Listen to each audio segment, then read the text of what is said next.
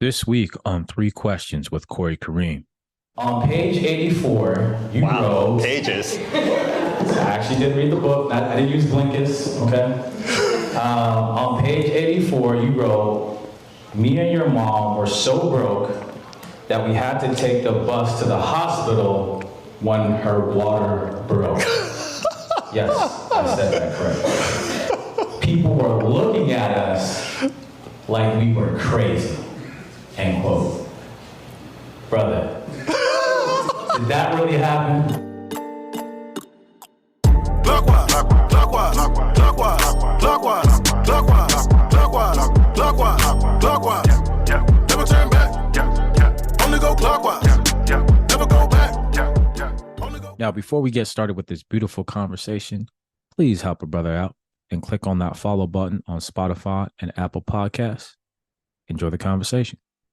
Welcome back, guys. Welcome back to another episode of Three Questions with Corey Kareem, the podcast where we sit down with some amazing people who are doing some amazing things. And that's right, you guessed it. We have some 3 questions, sometimes 4, 5, 6, 7, 8. I know. I read the comments. But rather than just talk about my guests, their wins or their successes, we tend to start the conversation around their failures, more specifically, the lessons that they learned from those experiences. So, my guest today is a multi-hyphenate. He's a community builder. He's a former NCAA basketball star. Did you guys know that? Not star, but okay, I'll take it. I'll take it. Stop it. He's a ghostwriter extraordinaire. Wow. He's a respected professor at Humber College. Excuse me. He's a visionary filmmaker. Go check out Wildflower, y'all. And he's the author of 4 captivating books, with his latest masterpiece titled And Then There Was Us. So without further ado, please help me to welcome to the podcast, Mr. Kern Carter.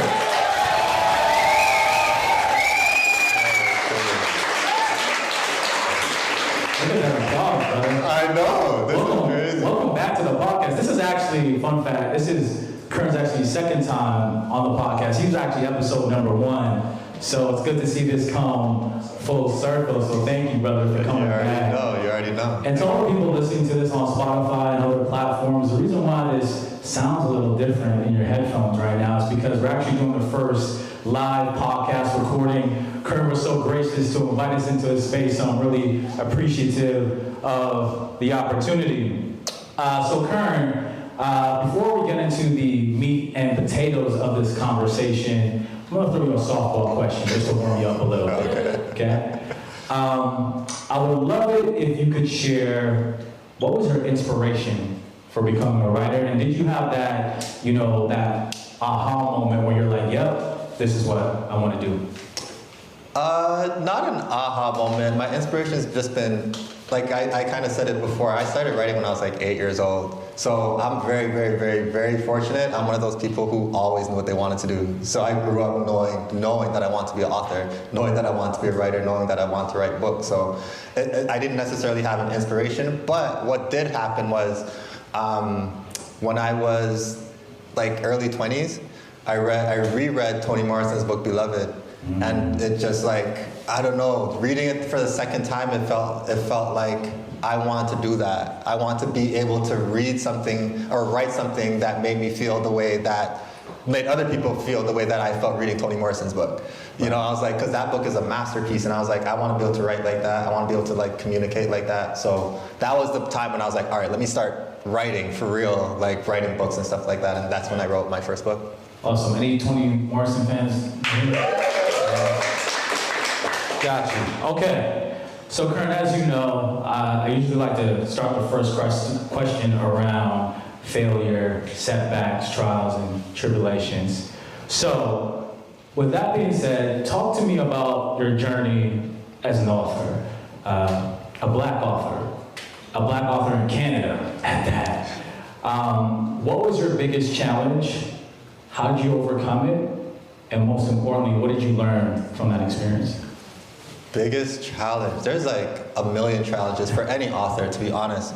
The biggest challenge is learning how to write. I know that sounds very basic, but writing novels is really hard. Like, you have to write hundreds of pages, then you have to slash 90% of the hundreds of pages that you just wrote, rewrite them again, and you do that for a while. And then you start sharing it with people, so you give it to an editor, they slash a whole 100 pages, and it, like it's a real process. So learning how to write was probably the hardest part, or initially anyway was the hardest part, but it's really just been trying to get attention to the books, man. Like trying to get attention to all these stories that you put years of your life into. Like these books took years. My first novel, a few people here came in with my first novel I ever wrote. And that book took me 6 years to write. And then There Was Us took me, I mean, by the time I was finished editing, like 2 years. You know what I'm saying? Like these are years from your life with something that you love, that is super personal to you. Even though it's a fictional story, anyone who knows me knows like where that story's from. You know what I'm saying? So it's fictional, yes, but it's like super emotional and super hard to write. So I think the emotional toll that writing takes on you is like the biggest challenge, because you put so much into it. Then you, as a writer, you deal with rejection all the time. Right. It's not it's something that you literally have to get accustomed to. You have to get accustomed to people telling you no. You have to get accustomed to an agent being like, no, I don't like that, no, I don't like that, no, sorry, no, sorry, no, sorry. You have to get accustomed to an editor being like, can we change that? Can we take that part out? Can we adjust that? You say this too much, blah, blah, blah, blah. I don't understand this part. Like the rejection is just so normal that you have to have really, really thick skin. So I think my journey, again, because I really do love this, and this is something I knew I wanted to do for my entire life, the journey it's felt like a lifelong journey for me, you know what I mean? So it's been, even though I totally appreciate where I am right now, there are times where I feel really like, I don't even like saying this publicly, like I said this before, but it feels like I'm not exactly where I want to be. You know what I'm saying? Even though I'm like, again, I'm super grateful, like look how many people are here to listen to readings and listen to me talk and support my novel, which is incredible. But like there's times where I'm just like, I know where I want to be, I know what I want to do, and I'm not all the way there yet. So I think that could be a little bit frustrating as well. Yeah, well, Kern, do you mind if I share your goal for book sales, or is that private? I don't know, my publisher's here, I don't know. Let's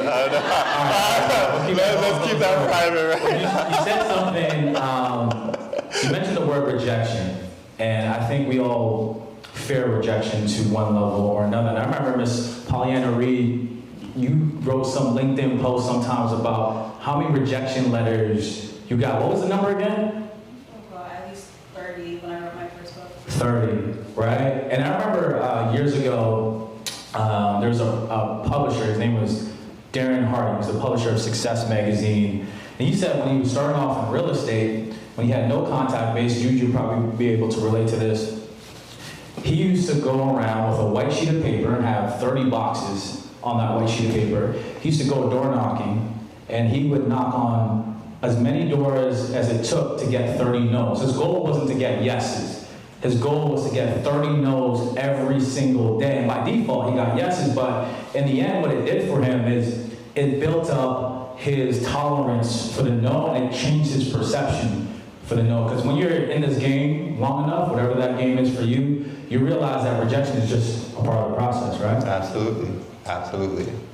Awesome. And I mean, sorry, to the book sales question, I want to sell millions of books. There you go. Like that's like what I want to do. I actually want to sell millions and millions and millions of books. Like if you ask me truthfully what I want to sell millions of books. So until I sell millions of books, everything else is just like, cool, okay, I like that, I'm happy, but I'm here to sell millions. Like I want to do this for my life. So that's the impact of being able to do that is really what I want. But we could start with a smaller number, you know? Tundra, Penguin, we could start with a smaller number. It doesn't have to be a million. We could start at like 10,000. Okay, there we go, 10,000. There we go. Let's help them get there. Okay, so pivoting over to your book, And Then There Was Us, musical references. You made quite a few different musical references, from Barris Hammond to Butcher Bonton to Aaliyah, Snow Allegra, Giveon, to even to West Side Gun and Griselda. I don't know if you guys know that group, crazy hip hop group from Buffalo, New York. Check them out. They're pretty dope. So my question to you is, Kern, why did you feel it was so important to specifically make call outs to Black culture? Because You could have easily just said she was listening to R&B music in her headphones, or hip-hop music was playing in her room, or reggae music was blasting in the car. Why do you feel that was so important to make those specific call-outs? Well, first, like from a writer nerd perspective, it's just always better to be as specific as possible. So I want to give very specific examples because it shows who the character is. It gives you a deeper understanding of who the character is and how they are and how they engage with the world. I chose those references because culture, like all my students that are here from Humber are going to be like, Kern said culture again. But culture is like super important. That's how people connect. That's how we communicate. Like that's how whatever is happening is part of some kind of culture. You know what I'm saying? So me giving those different musical references is me just like including culture into the book and giving people who are reading the book to be like, oh yeah, I know Giveon. Oh, I know that song. So when I say like favorite mistake, and she's in a bathroom, like the scene I just read, and she's in a bathroom and she stops at Heartbreak Anniversary, like I'm saying she stops there because if you know that song, you know what that song's about, you're gonna be like, oh, I get why she stopped there, and if you don't know, you're gonna go listen to that song and be like, oh, you know what I'm saying? So it's just, the references are just for, literally just for culture, it's just for people to really get into it. Yeah, and I think for me, while I was reading the book, it made me, to your point, it made me think about the specific lyrics if I knew that artist really well. And for certain ones, I actually like went to my Spotify and was like, oh, let me play some Aaliyah right now. Yeah. Let me play some Barris Hammond right That's now. a point. So That's a point. Yeah. I love that additional connection you try to make with the reader. So moving on to my next question. You guys keeping track of how many questions I've asked? I've asked questions. See what's going on. So this novel touches on so many different emotions. And I think for me, the emotion that really stood out the most was the feeling of resentment. Specifically between Koi, the main character, and her grandmother, Lady. So my question is, Kern, why would a grandmother have such resentment and hostility towards her granddaughter when typically that type of behavior is reserved for the parent, not necessarily the child? So why was it like that? Yeah, that's actually a really difficult question, but I appreciate it. So late in the novel, Lady is Koi's grandmother, and on the mom side though. So the resentment comes from the fact that Koi and her mom haven't spoken for 5 years, and now obviously the mom eventually passes away. So the resentment feels like, the mom feels like Koi kind of betrayed her. The grandmother feels like Koi betrayed her mom, you know, like by being away for that long. So she likes her, she loves her, but at the same time, her daughter just died, right? Her daughter is not even here anymore, and she's looking at the person that she feels like is not responsible for her daughter's death, but didn't give her daughter the right kind of love and affection while she was alive. Right, so the resentment really just comes from that. It's just like kind of West Indian, like West Indian parenting. You know what I'm saying? Like they parent differently. Like, to be honest, like anyone who's from any country or island in the West Indies knows what I'm talking about. Like they parent in a very unique kind of way, and they show love in a unique kind of way. So even though in the novel it does seem like Koi's grandmother has a lot of resentment, which she does, that resentment is also based in love. Right. There's still love that she feels for her there, because there are moments where she tells her, like, no, like, come back to the family. That's what she's telling her.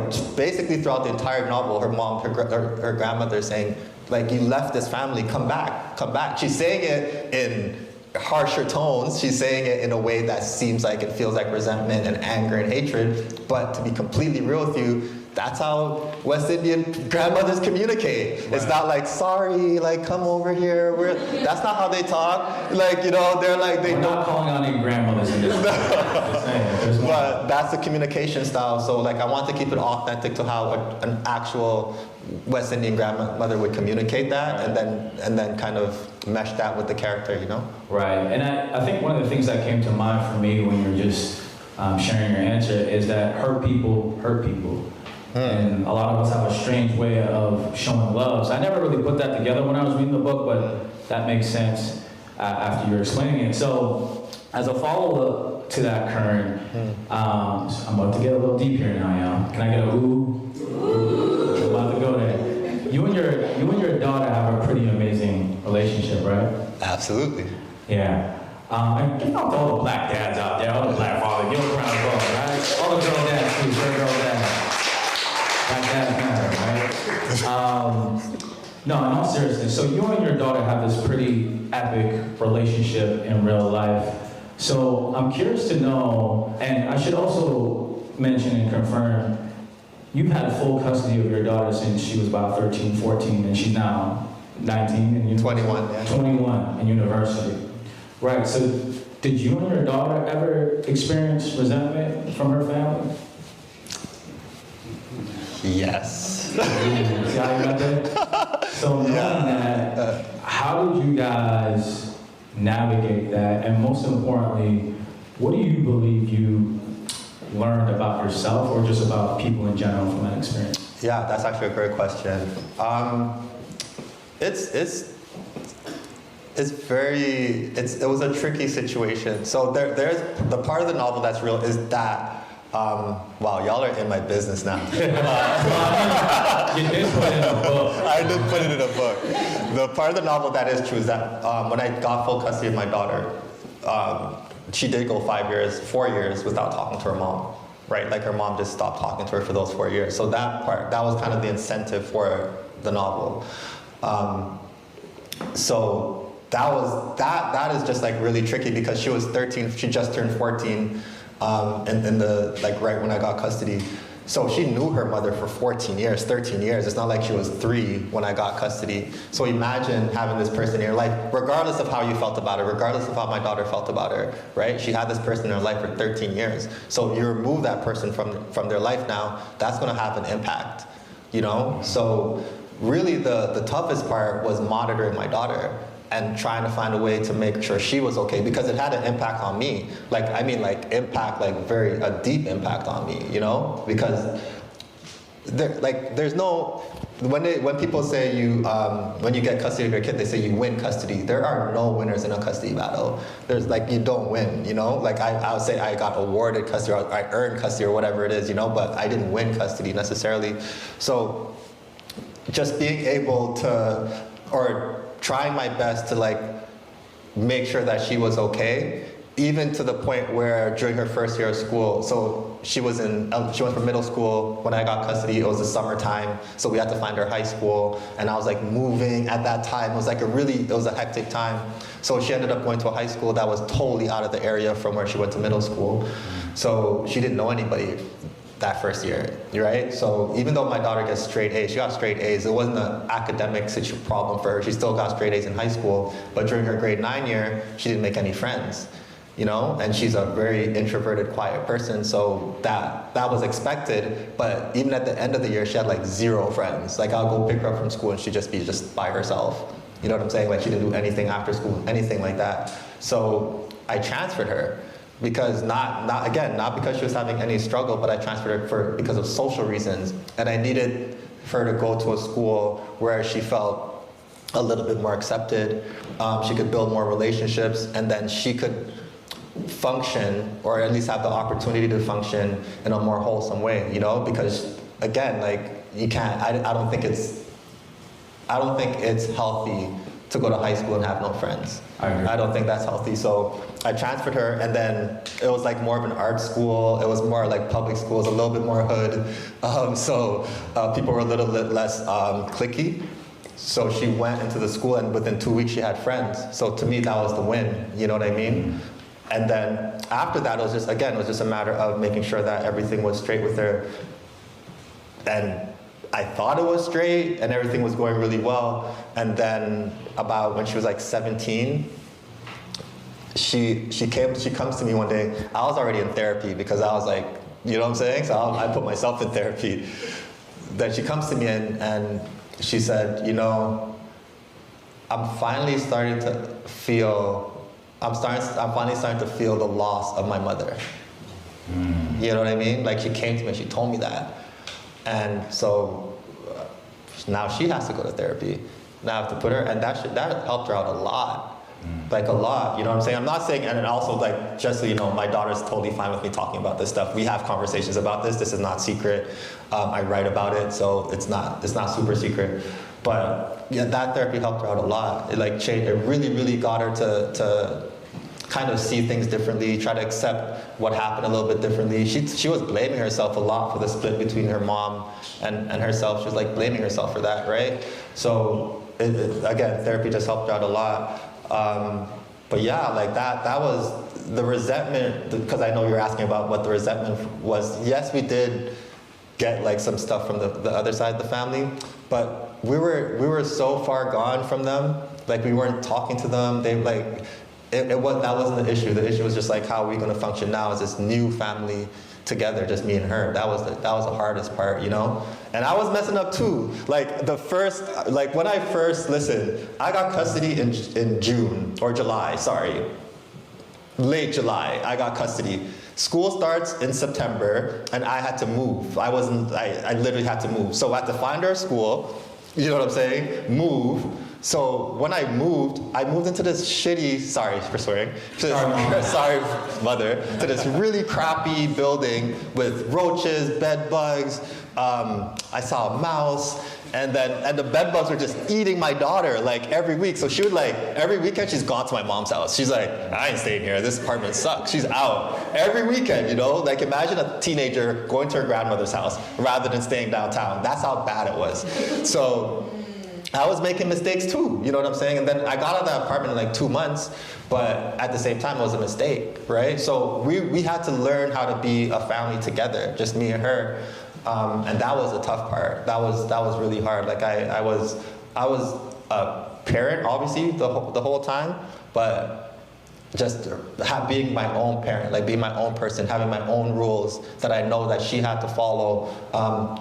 How's dinner gonna work? What time do I need her to be home? All these little things that before only happened like on a week-to-week basis, or you know, like a duration of time. It was just all me now. There was no excuse. I couldn't blame her mom no more. You know what I'm saying? Like I had to take all the responsibility, and that was just really difficult. So that was more the stress than any tension we got from the family. Yeah. Right. And through all that, your daughter's in school where now? In school in the UK right now, killing it. UK. Can we get a round of applause for that? All of that.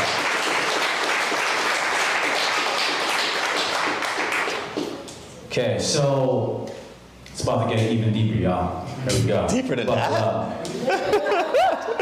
So, on page 84, you wrote... Pages. I actually did read the book. I didn't use Blinkist, okay?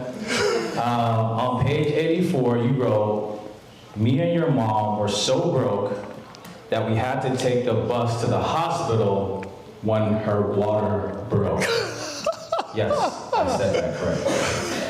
People were looking at us like we were crazy, end quote.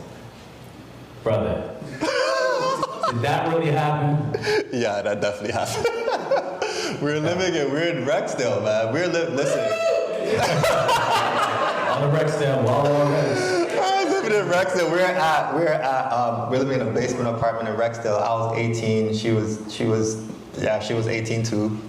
We lived in a basement apartment in Rexdale. And back then, like the way, I don't know what the streets are like now. Streets back then were very like gang kind of culture. So Rexdale was very like one color, like very Crip kind of thing. And then... You might have to explain that for some people. No, it was one gang in Rexdale. Where I'm from, Weston Road was a different vibe. So none of my friends could come see me. So I went an entire year where I didn't see any of my friends. They didn't come over. Like they could not literally come over or else it'd be a problem. So I felt very isolated. I was working overnight at a grocery store for like 5 minutes, and I got fired because I just couldn't, I fell asleep, I kept falling asleep. So we had nobody. So when her water broke, it was like either we walked to the hospital, which would take us like an hour, or we jumped on the bus. We jumped on the bus. Like we couldn't call a cab. I didn't have cab money. Like legit, I didn't have money for a cab. You know what I'm saying? So we jumped on the bus and we made that work. That's a real story. And that was in the book, yes. Crazy. I don't even know what to say to that. I think the bus driver caught the plane though when he started driving faster. I swear! Because he's like, he was driving pretty slow and then he's just like, nah, we gotta get there. And he started going, like, it was crazy. It was only a few stops though, we made it. Obviously. So this book is for young adults, so teenagers to college, university students, and older folks as well. So with that in mind, Kern, what do you want people to get from this book? In other words, what are you really hoping resonates with readers? Everything. So at the core of the book is about forgiveness, you know? Like being able to forgive someone for everything that they did to you, or, you know, like whatever that happened, but being able to forgive for yourself. Throughout the book, Koi is a teenager. You have to understand that. Koi's a teenager, right? And teenagers typically are the ones that need to be forgiven for the things that they do. Like, they shouldn't be having to forgive anybody. But through the book, I put Koi in the position of having to forgive. Like, she's the one that has to be almost like the adult. And because of the situation and her mom not being here, she has to figure out how to do that in this odd situation with her mom literally passing away. And now, here's someone that she said she hated, like, I hate my mom. Like, the scene that Nadia read was at the beginning of the book, where she's like all these ways I hate my mom. Let me tell you all, and she's thinking about all the ways she hates her mom, and she's like 1,699, which is like 4.5 years. She's like, my sister, which is a crazy story once you read the novel.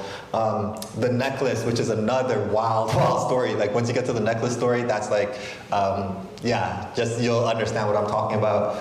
But, sorry, what was the question? I lost my train of thought. What do you want readers? Oh, yes.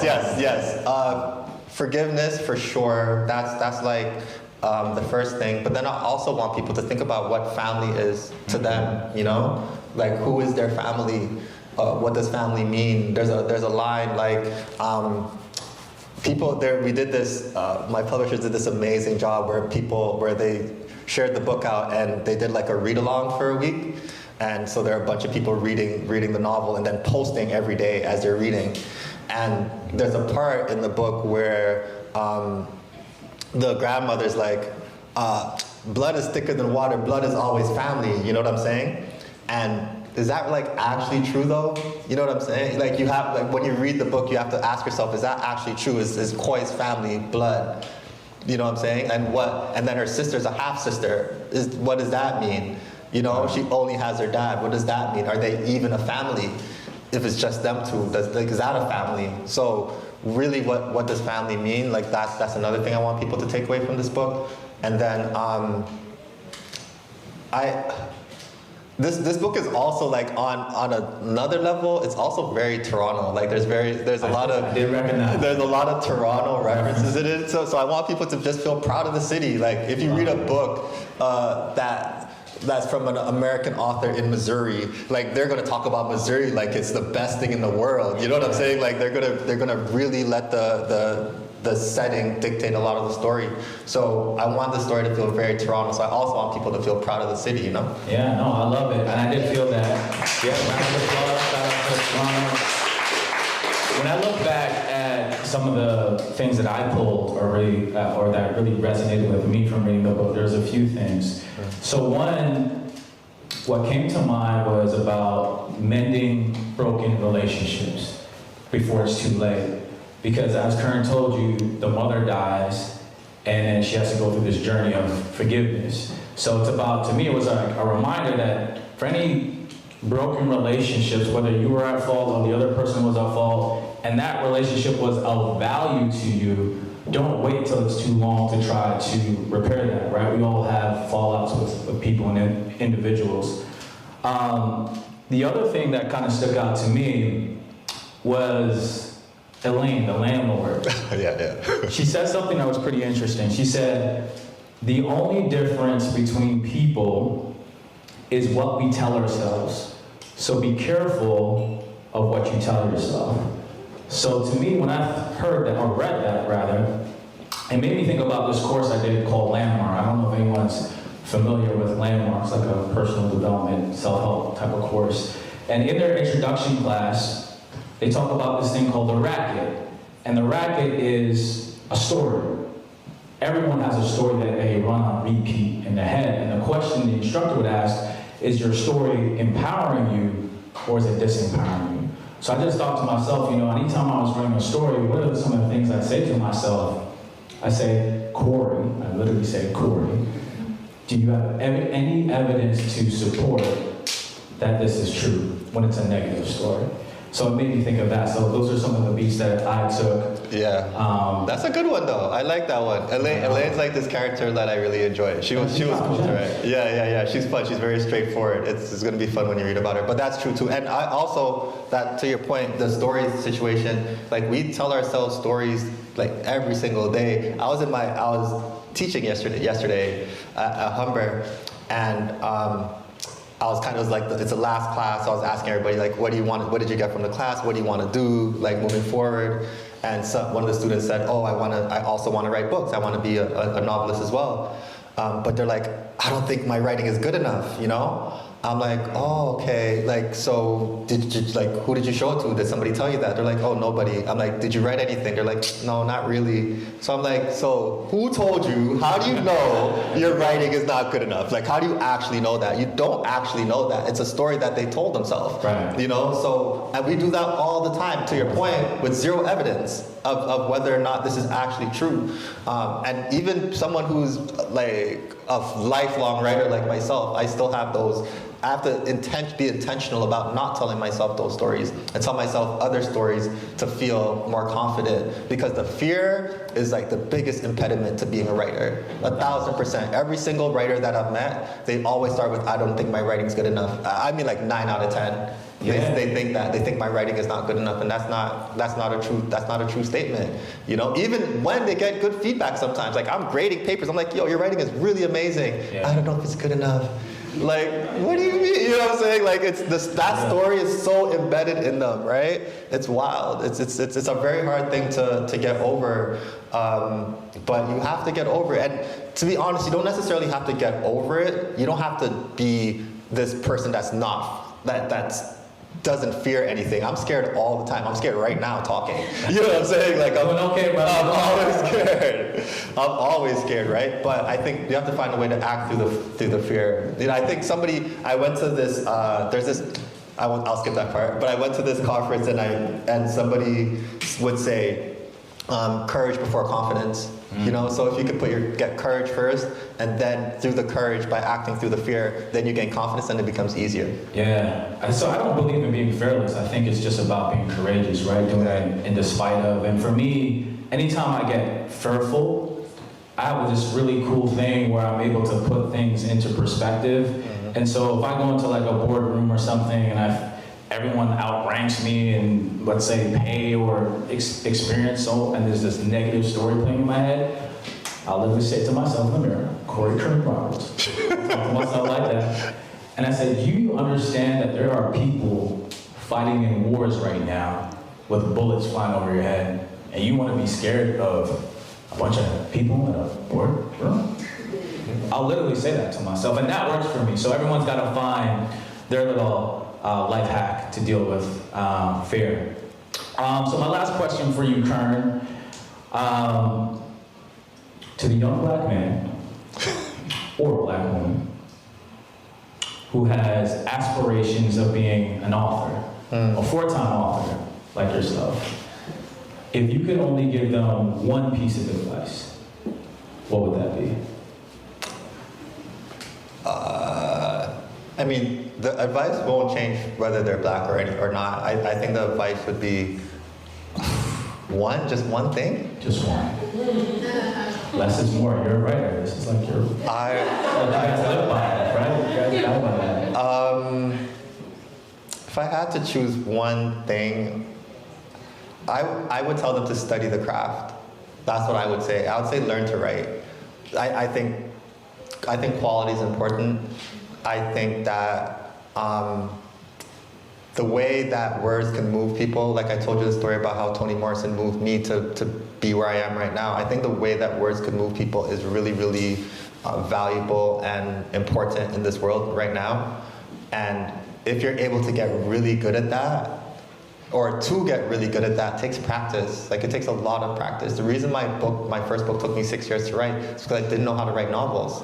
As a writer, like full-time writing my entire life, I didn't know how to write novels, and I had to deal with that. You know what I'm saying? Like, so I would say study the craft and get really, really, really good. I think sports is a really good analogy for life, and all the best athletes are obsessed with practicing. All of them. There's not one athlete that's top of the line athlete that doesn't obsess over practice. So I would take that same approach and say practice, study the craft. That's what I would think. Love it. Well, guys, this concludes this episode of 3 Questions with Corey Kern. Kern, for any of my listeners, the people that are maybe hearing this over audio, and they want to reach out to you to come speak at their class or to their students, or maybe they just want to collaborate with you in some way, shape, or form, what's the best way for them to get in contact with you? My name is Kern Carter everywhere, so if you go Kern Carter on any social media platform, you'll catch me. My website, kerncarter.com, has all my books on there, has this one on there. So yeah, it's Kern Carter, or just Google Kern Carter. Awesome. Well, guys, for the folks that do listen to my episodes, they know that I usually like to end each episode by saying this. Sometimes you don't need to learn anything new. You just need to hear that somebody else went through it too. So with that being said, Kern and myself are out. Peace and love.